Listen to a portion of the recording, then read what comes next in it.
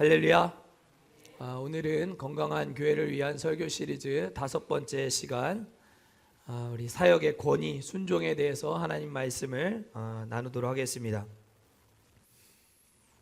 다음은 헨리와 그의 아들 리처드 블랙컵이라고 하는 목회자 부자 간에 쓴 책, 하나님의 음성에 응답하는 삶이라고 하는 책에 기록되어 있는 내용입니다. 내가 처음 집례한 장례식은 귀여운 3살짜리 여자아이의 장례식이었다. 그 아이가 태어나던 때가 기억난다. 우리 교회 한 부부의 첫 아이였다. 조부모에게는 첫 손녀이기도 했다. 그러나 불행히도 아이는 버릇없이 자랐다. 어느 날 그 집에 신방을 가서 보니 아이는 부모의 말을 대놓고 무시했다. 오라고 하면 갔고 앉으라 하면 일어섰다. 부모는 그런 행동을 그저 귀여워했다. 그들은 아이의 익살스러운 행동에 배꼽을 잡고 웃곤 했다. 어느 날이었다. 앞마당 문이 열려 있었는데 아이가 마당을 빠져나가 길 쪽에서 가는 것이 부모의 눈에 띄었다. 그런데 그때 저쪽에서 차가 한 대 무섭게 달려오고 있었다.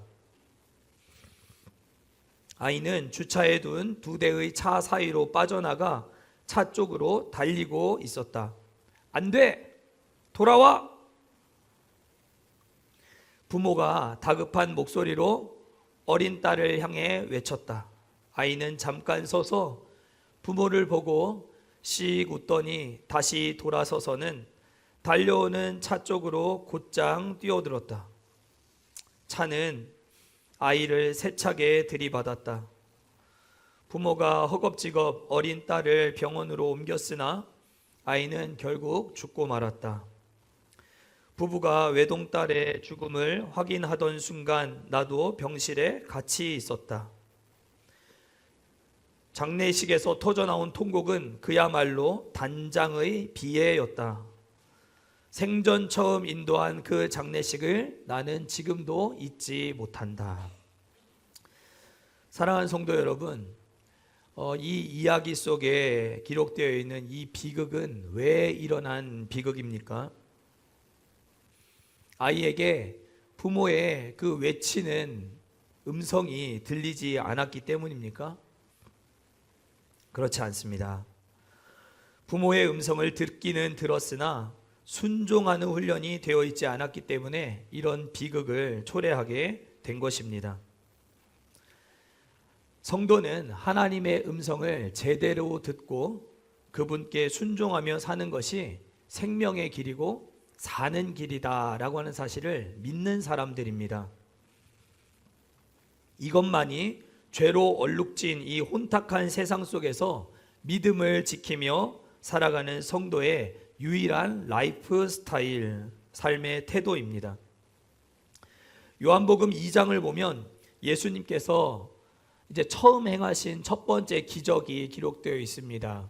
오늘 새벽에도 우리가 함께 통독했는데요. 가나의 혼인잔치에 대한 내용이지요. 잘 알고 있다시피 잔치집에 포도주가 떨어져 위기가 닥치게 되었습니다. 그런데 예수님은 그 위기가 닥쳐왔음을 뻔히 알고도 움직이지 않으셨습니다. 가만히 계셨습니다. 이유가 무엇이었습니까? 예수님은 그 잔치집의 주인이 아니라 손님으로 거기 계셨기 때문입니다. 항아리에 가득 채워진 물로 포도주를 만드는 기적은 손님이었던 예수님께 어려운 상황과 형편을 말씀드리고 나서야 급기야 도움을 요청할 때에 일어난 일이었음을 우리는 기억할 필요가 있습니다. 또 요한복음 21장을 보면 부활하신 예수님께서 이제 그 이전에 제자들이 늘 물고기 잡던 디베랴 바닷가 거기를 돌아가서 물고기를 밤새 잡고 있던 제자들 앞에 호련히 나타나신 이야기가 기록되어 있습니다. 그때 제자들은 디베랴 바닷가에서 고기를 잡고 있었습니다. 하지만 베드로와 제자들은 밤새도록 물고기를 잡지 못한 채 헛수고만 그렇게 하고 있었지요. 역시 그 자리에도 예수님은 계셨습니다. 그러나 그들은 성경의 말씀 그대로 전혀 그분이 예수님일 거라고 생각하지 못하고 있었습니다. 하지만 그들이 이내 곧 들려오는 늘 익숙했던 그 주님의 음성, 그물을 배 오른편에 던지라 하시는 예수님의 음성에 그들이 순종하여 그물을 던졌을 때 153마리라고 하는 많은 물고기를 건져 올릴 수 있게 되었습니다. 우리는 이상의 말씀들을 통해서 중요한 한 가지 교훈을 발견하게 됩니다. 그것은 우리가 예수님을 영접하고 예수님을 모시고 그렇게 우리가 살아가고 있지만 예수님을 단지 잔치집에 초대되어 있는 손님인 것 마냥 예수님을 모시고 살아가는 한 예수님의 능력을 경험할 다른 방법이 만무하다는 것입니다. 사랑하는 성도 여러분, 여러분들 인생에 영접하신 그 예수님은 여러분들에게 얼마든지 명령을 내리실 수 있는 주권자요, 주인이요, 진정 하나님이십니까? 아니면 여러분들 마음속에 영접했지만 여전히 예수님에게 있어서 나에게 어떤 명령도 하지 말라, 나에게 이러라 저래라 말하지 말라라고 이야기할 수 있는 손님 정도의 자격을 갖추신 분이십니까?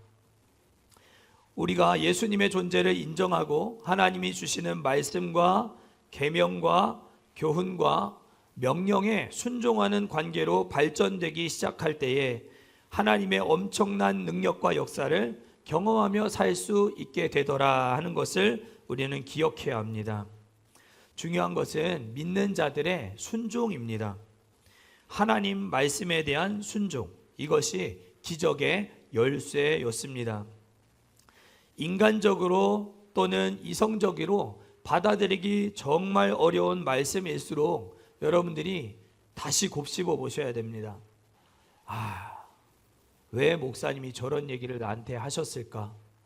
왜 말씀을 통해서 하나님은 내게 이렇게 말씀하실까?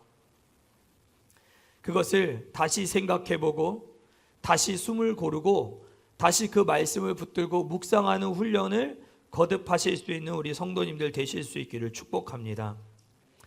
그런데 중요한 사실은 이러한 성도의 순종의 삶이 우리가 진행하고 추진하고자 하는 모든 일들과 사역에 권위를 부여하는 일이 된다라고 하는 사실입니다.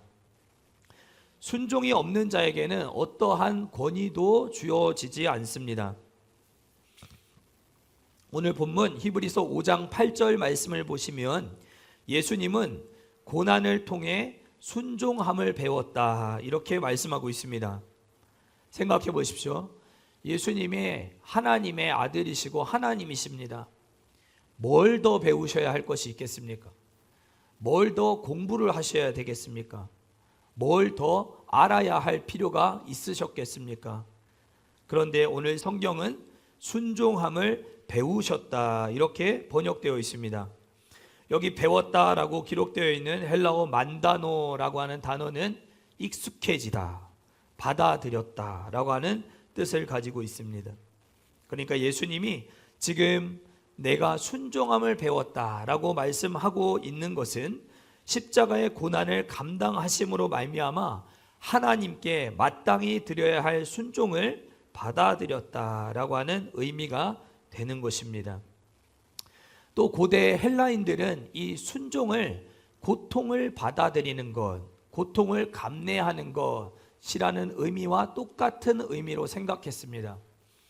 여러분들 학창 시절에 공부를 많이 하셨겠지요? 안 하셨군요.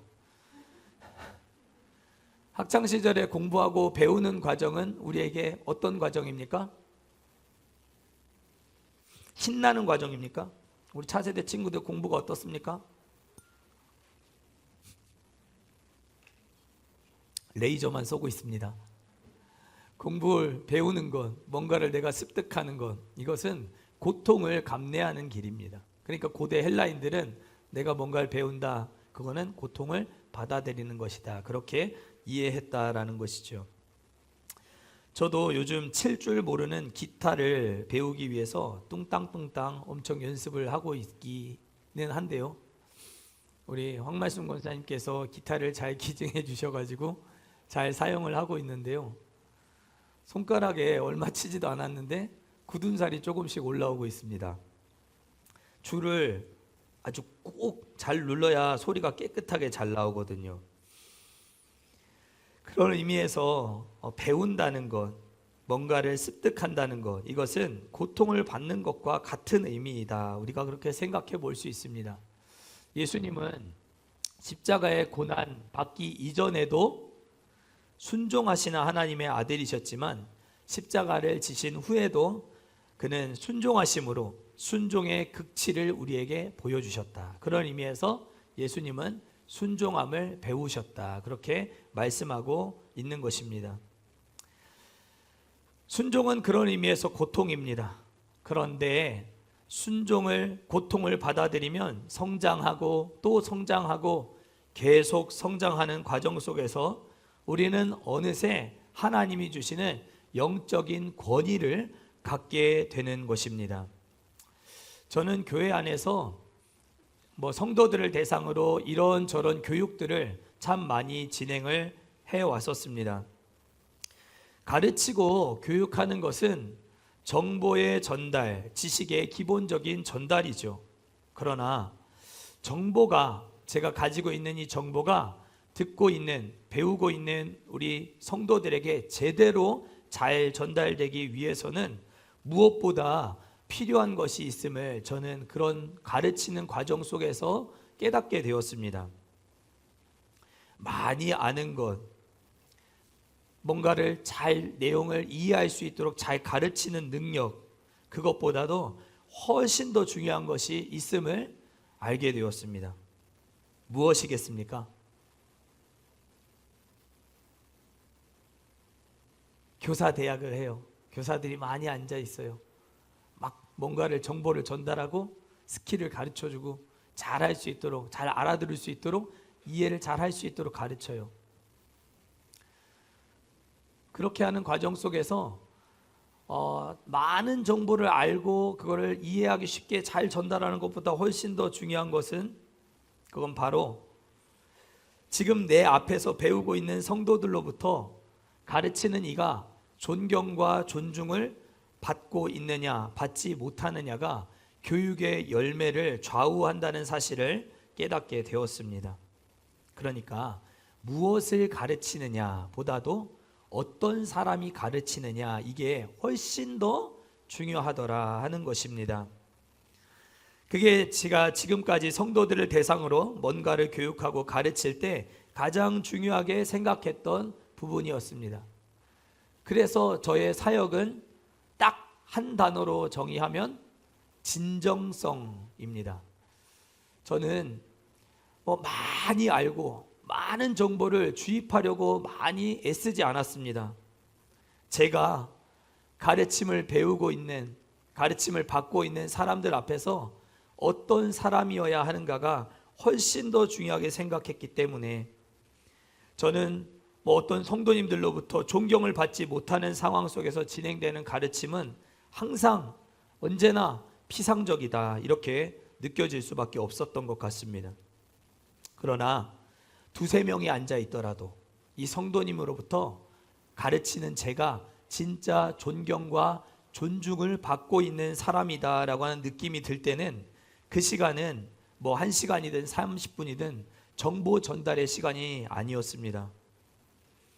저는 이 교회에서 이제 목회를 하는 동안 순종함으로 여러분들 앞에서 마지막 순간까지 권위를 잃어버리지 않는 목회자가 진짜 되고 싶습니다.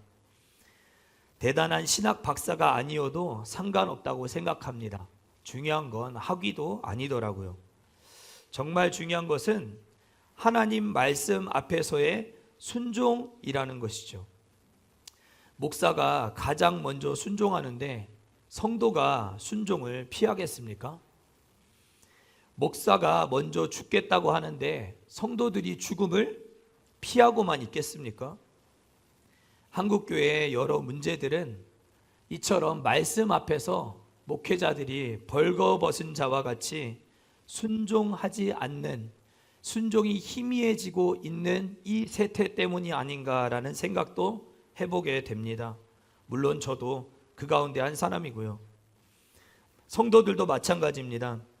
사람들의 눈길이 닿지 않는, 보이지 않는 공간 속에서 하나님 앞에 순종해 오셨던 여러분들의 삶이 여러분들의 짧은 말 한마디에도 강력한 영적 권위를 부여한다는 사실을 여러분들이 기억하실 수 있기를 간절히 축복합니다.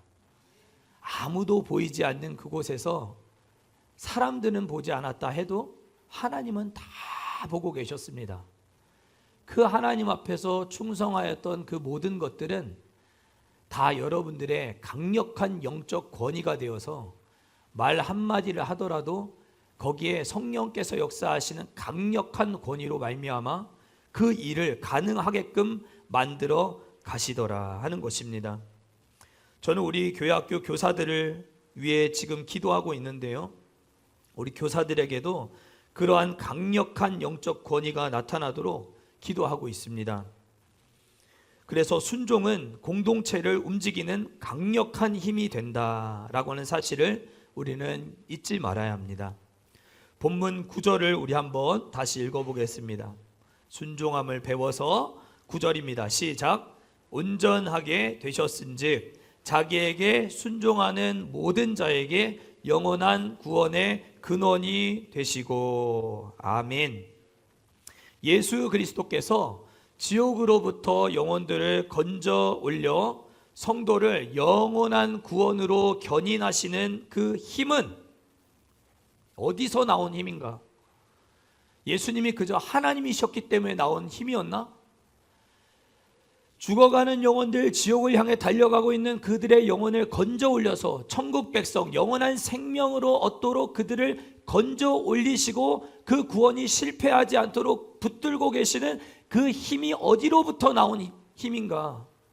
예수님이 십자가에서 순종하심으로 말미암아 이루어내신 힘이었다. 성경은 그렇게 말씀하고 있다는 것입니다. 예수님의 순종을 우리도 배워야 합니다. 듣지 못하고 순종하지 못하면 앞서 딸아이를 잃어버린 부모님처럼 꼭 아이를 잃게 되는 것은 아니겠지만 하나님 주신 모든 것들을 한순간에 잃어버리게 되는 비극을 초래하게 될 것입니다. 여러분들이 지금 많이 졸리신 것 같습니다. 졸리시면 일어나서 말씀을 들으셔야 됩니다. 여러분들, 히브리서 5장은 제사장 중에 제사장이라 할 수 있는 대제사장의 조건에 대해서 말씀하고 있는 챕터입니다. 예수님은 대제사장이 되셨는데 이 대제사장의 조건은 어떻게 갖추어질 수 있었는가 말씀하고 있는 챕터라는 것이죠. 예수 그리스도는 우리의 영원한 대제사장이 되시는 분이십니다.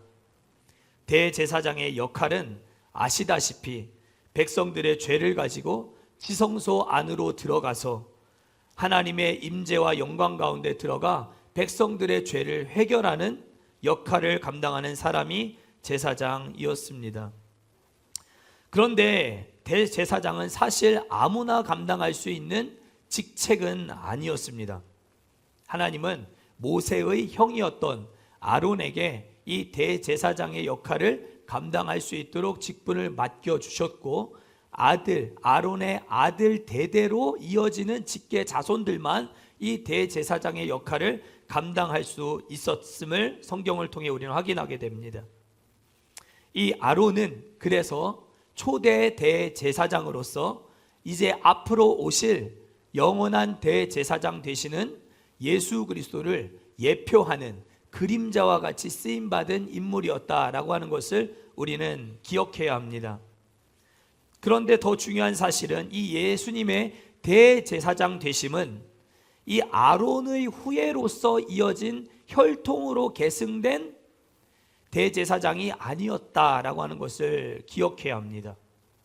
히브리서에 계속 강조되고 있는 내용 중 하나는 예수님은 멜기세덱의 반차를, 멜기세덱의 서열을 이어받아서 이 대제사장의 역할을 감당하셨던 예수님이셨다. 그렇기 때문에 우리가 일반적으로 생각하는 아론의 후예들이 감당했던 이 대제사장의 서열과는 비교할 수 없이 우월하신, 굉장히 높으실 수밖에 없는 그런 대제사장, 영원한 대제사장, 인간 대제사장은 백성들의 죄를 짊어지고 잠깐 그 죄를 없이 할 수 있는 간헐적인 죄 사함을 줄 수밖에 없는 사람이었지만, 예수님은 그런 아론의 후예 대제사장들과는 비교할 수 없이 영원한 대제사장으로 서열이 다르다, 높고 우월하신 대제사장이다, 그것을 강조하면서 예수님은 신적 권위를 가진 분이시다라고 하는 것을 가르쳐주고 있는 것입니다.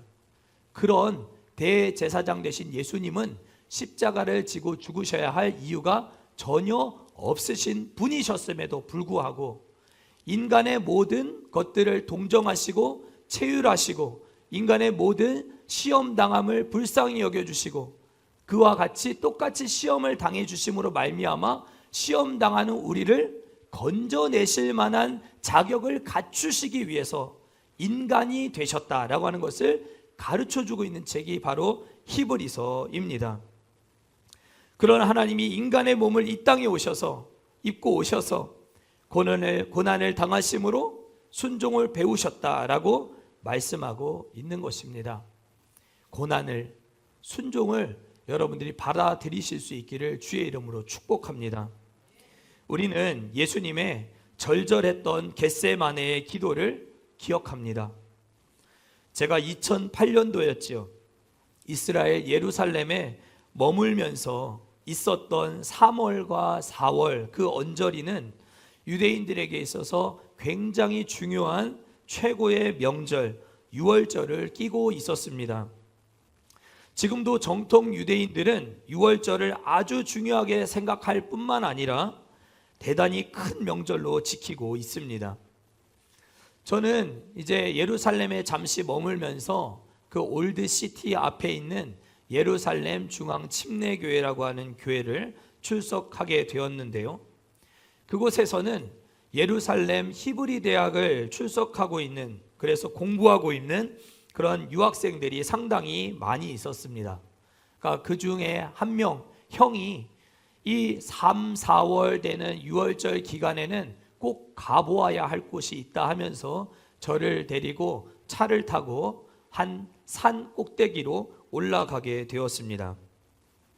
그 산은 바로 예루살렘 올드시티 맞은편에 있는 감람산 정상이었습니다. 저는 그곳에서 바라보이는, 이제 예루살렘 하면 우리가 다 알고 있는 그 사진 있지 않습니까? 모스크가 가운데 있고 황금돔이 이렇게 있는 그 올드시티의 야경을 그 감람산 정상에서 바라볼 수 있었습니다. 그런데 정말 중요한 것은 그날의 야경, 그날의 광경 때문에 그날 밤을 잊지 못한 것이 아니라 조금 더 치명적인 이유 때문에 그날 밤을 저는 지금도 잊을 수가 없게 되었습니다.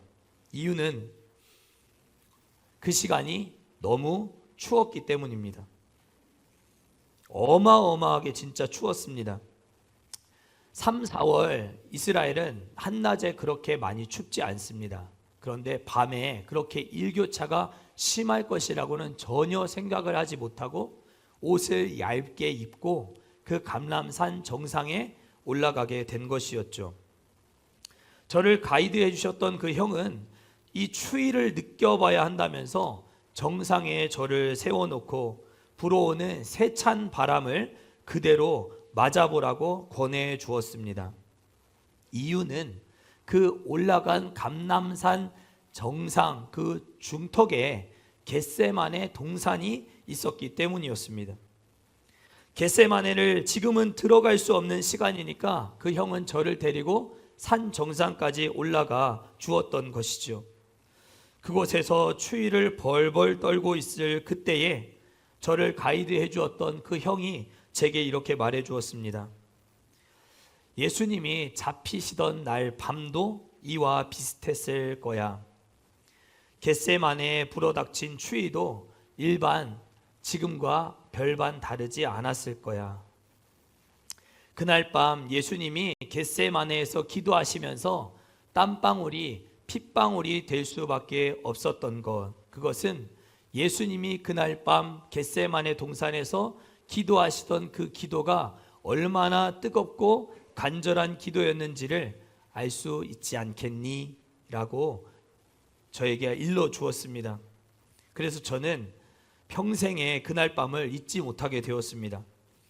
야경도 야경이었지만 살을 에이는 듯한 강한 추위와 바람 속에서도 땀을 흘리시면서 그 땀방울이 핏방울이 되도록 기도하신 예수님의 모습을 감히 상상할 수 있게 되었기 때문입니다. 그날의 예수님은 무엇을 위해 기도하셨습니까? 그분은 영원한 대제사장의 모습이라기보다는 정말 하나님의 은혜가 너무나도 절실하게 필요했던 우리와 같은 인간의 모습으로 기도하신 예수님의 모습을 우리가 볼 수 있습니다. 아버지여, 만일 할만하시거늘 이 잔을 내게서 지나가게 하옵소서. 그러나 내 뜻대로 하지 마시고 아버지의 뜻대로 되기를 원하나이다. 이것이 하나님의 아들이자 철저한 인간으로 오신 예수님의 순종이었습니다. 우리는 이 예수님의 순종으로 말미암아 일평생 예수님을 믿고 의지하며 구원받은 자로 살아갈 수 있게 되었고, 주님 앞에 서는 그날까지 구원을 일평생 잃어버리지 않는 자로 살아갈 수 있게 되었다라고 하는 사실을 우리는 잊지 말아야 합니다. 사랑하는 성도 여러분, 여러분들에게도 지나갔으면 하는 십자가의 잔이 여러분들 눈앞에 지금 놓여 있는 것은 아니십니까? 이것만큼은 정말 피해갔으면 하는 고난의 잔이 여러분들 삶 앞에 다가오고 있지는 않으십니까? 그 잔을 받기에, 그 잔을 들고 마시기에는 아직도 순종은 참 어렵습니다. 왜 하필 이렇게 많고 많은 사람들 중에 나인가? 왜 우리 가정인가? 왜 우리 자녀인가? 싶은 순간들도 너무 많은 것이죠. 그래서 순종을 두고 고대 헬라인들은 고통을 받아들이는 것이다 라고 이해했는지도 모르겠습니다. 그럼에도 불구하고 예수님은 영원한 대제사장이 되셔서 순종을 선택하시고 순종함을 배우심으로 말미암아 온전하게 되셨고, 자기에게 순종하는 모든 자들에게 영원한 구원의 근거가 되셨다라고 하는 이 말씀은 너무너무 소중한 말씀입니다. 순종해 버리십시다. 여러분들 순종해 버리십시다. 하나님은 순종하여 십자가를 담당하신 예수님을 어떻게 하셨다고 말씀하십니까? 십자가에서 그렇게 비참하게 죽고 내버려 두셨다라고 말씀하고 있지 않습니다. 순종 이후가 중요하겠지요. 빌립보서 2장 9절에서 11절 말씀을 제가 읽어드리겠습니다. 이러므로 하나님이 그를 지극히 높여 모든 이름 위에 뛰어난 이름을 주사 하늘에 있는 자들과 땅에 있는 자들과 땅 아래에 있는 자들로 모든 무릎을 예수의 이름에 꿇게 하시고 모든 입으로 예수 그리스도를 주라 시인하여 하나님 아버지께 영광을 돌리게 하셨느니라. 아멘. 하나님이 그를 지극히 높여주셨다, 그렇게 말씀하고 있습니다. 하늘과 땅과 심지어 땅 아래에 있는 그 어떤 권세들도 예수의 이름 앞에 무릎을 꿇게 만들어 주셨다. 순종은 고통이지만 동시에 순종은 우리 삶에 무한한 권위와 권세를 부여하는 통로가 된다. 그것을 성경이 말씀하고 있는 것입니다. 하나님은 순종하는 여러분들에게 마음의 어려움 주실 것입니다. 생활의 궁핍함 때로는 있을 수도 있을 것입니다. 시간의 제약 분명히 있을 것입니다.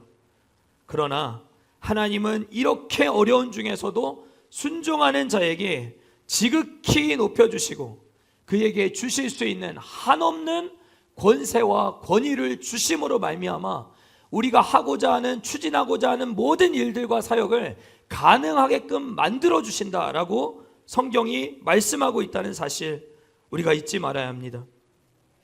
예수님의 순종을 배우고 따르며 예수님이 순종하신 것처럼 우리도 하나님께 순종하면 우리를 이 땅 높은 곳에 세워주시고 각종 권세와 권위를 갖고 살아가게끔 만들어 주실 것입니다.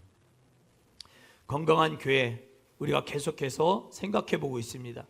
여러분들이 생각하고 있는 건강한 교회가 조금 정리가 되어져 가고 계십니까? 여러분들은 하나님 앞에서 인격적으로 정직하십니까? 사랑할 수 없는 이들을 사랑하고 계십니까? 희생하고 계십니까? 섬기고 계십니까? 순종하고 계십니까? 제가 성경의 모든 말씀을 다 사랑하지만 요한복음 9장 4절 말씀은 제가 너무너무 사랑하는 말씀입니다. 때가 아직 낮음에 나는 나를 보내신 이의 일을 우리가 하여야 하리라. 밤이 오리니 그때는 아무도 일할 수 없느니라. 사랑하는 성도 여러분, 때가 아직 낮을 때에, 아직 호흡할 수 있을 때에, 걸어 다닐 수 있을 때에, 하나님의 일을 조금이라도 할 수 있을 그때에 순종하십시오. 순종하면 하나님께서 여러분들에게 권위와 권세를 함께 주십니다. 그래서 그 일들을 능히 감당하게 하십니다. 여러분들을 높은 곳에 세우시고 하늘과 땅과 땅 아래에 있는 모든 권세를 여러분들의 이름 앞에 무릎 꿇게 하실 것입니다. 예수님이 가진 권위를 여러분들이 갖게 되실 것입니다. 저는 그걸 분명히 확신합니다. 인생의 밤이 오기 전에 하나님 나라의 일을 조금이라도 더 할 수 있을 때, 걸을 수 있을 때, 힘이 남아 있을 때 감당하는 우리 모두가 되기를 소망합니다. 제가 차세대 교사들과 함께 종종 이런 식으로 옆에 사람들과 인사를 많이 시켰습니다. 우리도 한번 해보면 좋을 것 같습니다. 쉬는 건 천국 가서 많이 합시다. 옆에 우리 성도들하고 인사하겠습니다. 쉬는 건 천국 가서 많이 합시다.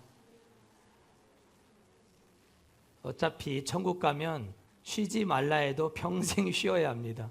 일평생 쉬어야 됩니다.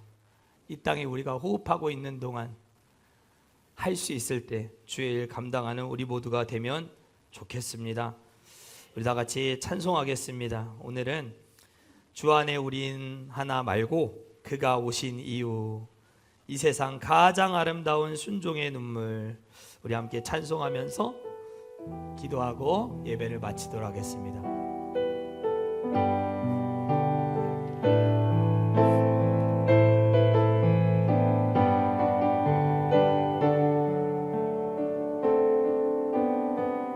이 세상 가장 아름다운, 이 세상 가장 아름다운 순종의 눈물, 온 세상 다시 빛나게 한 생명의 눈물, 그가 이 땅에 오신 이유, 죽어야 살게 되고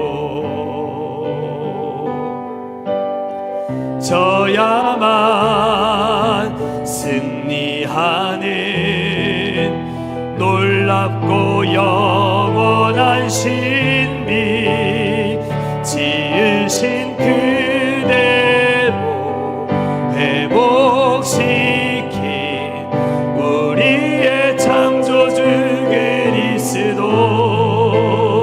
십자가의 길로 아버지 뜻 이루셨네.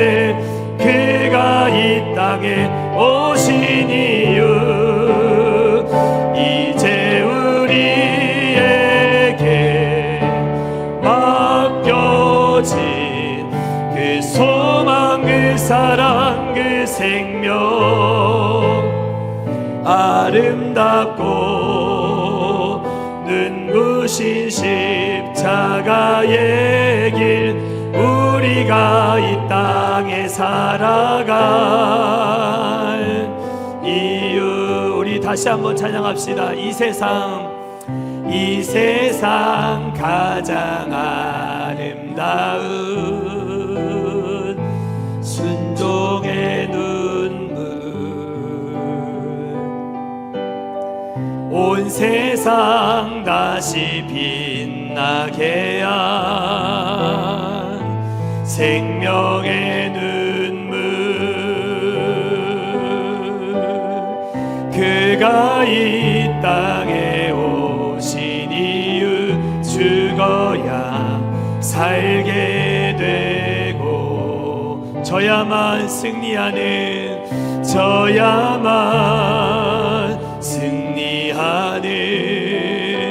놀랍고 영원한 신비 지으신 그대로 회복시킨 우리의 창조주 그리스도 십자가의 길로 아버지 뜻 이루셨네 그가 이 땅에 오신 이유 이제 우리에게 맡겨진 그 소망 그 사랑 그 생명 아름답고 눈부신 십자가의 길 우리가 이 땅을 살아갈 이유 하나님 아버지 은혜와 사랑을 감사합니다. 오늘도 오후 시간 하나님 주 앞에 은혜를 사모하며 모인 주의 사랑하는 권속들 우리 사역의 모든 권위가 순종함으로부터 기인했음을 순종함의 능력으로부터 비롯되었음을 우리 하나님 말씀을 통해 배우게 됩니다. 우리는 주의 일 내 힘으로 감당할 수 없음을 고백합니다. 내 능력 가지고 내 지식 가지고 감당할 수 없는 일임을 고백합니다. 하나님 우리도 예수님 순종함을 배우신 것처럼 우리도 순종함을 배워서 온전하게 되어 또 순종하는 모든 이들에게 밝히 길을 밝혀주는 이정표와 같이 쓰임받는 우리 모두 될 수 있도록 축복하시고 순종의 도구로 사용하여 주시옵소서.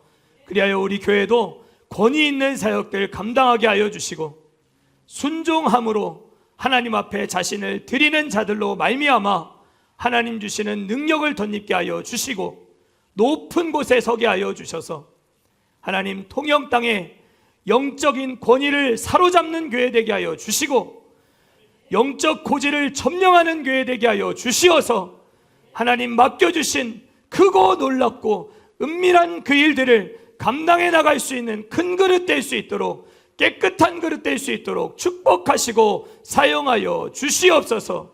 주께서 그렇게 역사하시고 우리를 통해 일하실 줄 믿습니다.